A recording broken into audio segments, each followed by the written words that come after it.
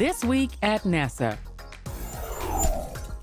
STS-133 is now targeted to begin on February 24th at 4:50 p.m. Shuttle program managers believe that by then, modifications to support beams on Discovery's external tank will have been completed. Cracks in these support beams, called stringers, were discovered after STS-133's launch attempt on November 5th.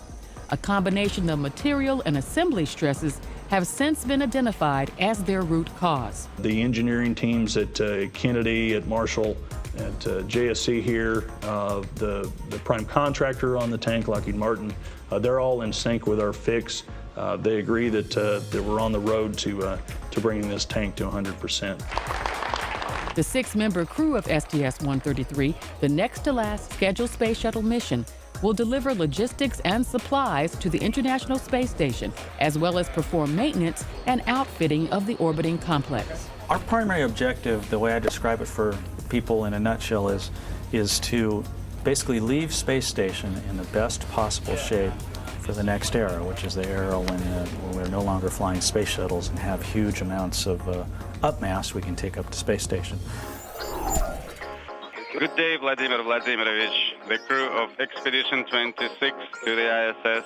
The Expedition 26 crew aboard the International Space Station received a call from Russian Prime Minister Vladimir Putin in Moscow. I would like to greet everybody at the mission control. Putin offered his condolences to ISS Commander Scott Kelly for the tragedy in Tucson and assured Kelly all Russians were touched by the news. We express our deepest condolences to your family and to all those who were touched by this terrible crime. Putin also passed along his best wishes and prayers to Kelly's brother, Mark, and for the recovery of Mark's wife, Congresswoman Gabrielle Giffords.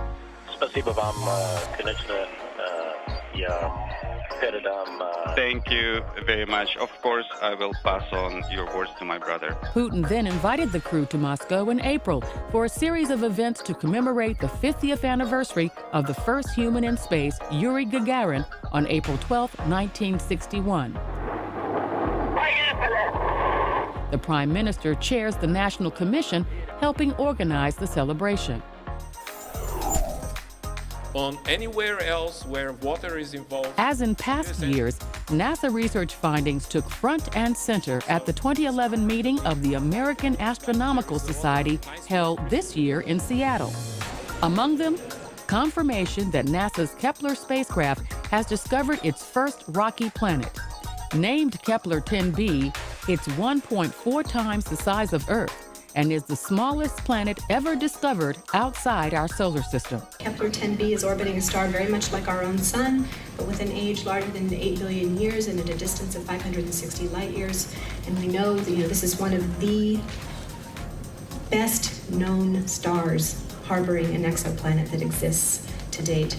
The discovery of this so-called exoplanet is based on more than 8 months of data collected by Kepler from May 2009 to early January 2010. Using Kepler's detection of changes in a star's brightness as a planet orbits in front of it, astronomers can measure the distance between the planet and the star. Since Kepler 10b orbits its star in less than a day, it's deemed too hot to support life as we know it. There's been some very exciting results related to Mars research in the past 10 years or so. A Mars Exploration Program event was held at the Moving Beyond Earth Gallery at the Smithsonian's National Air and Space Museum in Washington. Entitled From Follow the Water to Seeking Signs of Life, prominent scientists from NASA, the European Space Agency, and academia took part in a discussion that highlighted milestones achieved in the exploration of the red planet. Following the water, we've been trying to understand the history of water on this planet and why our sister planet looks so different today than the Earth looks. We've learned a lot about that, but now we're ready to move to a new phase about whether life ever existed on that planet or does it exist today. Presenters also talked about upcoming missions such as the Mars Science Laboratory, slated to launch next year, and new discoveries anticipated in the years ahead.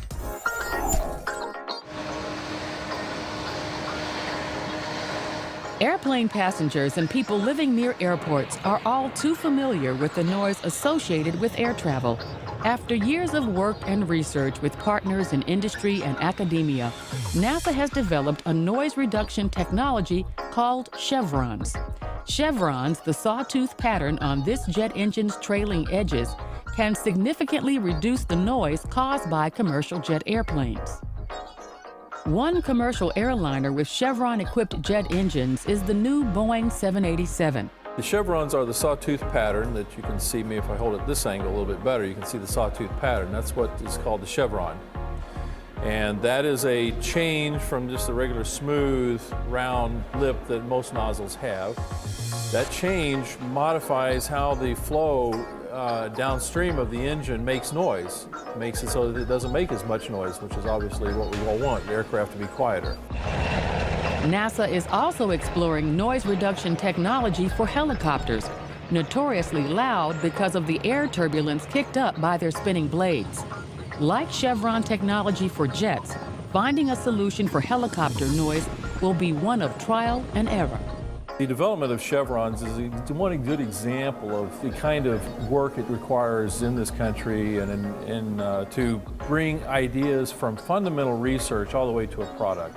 A display of chevrons and how they work is on view in the lobby of NASA headquarters in Washington.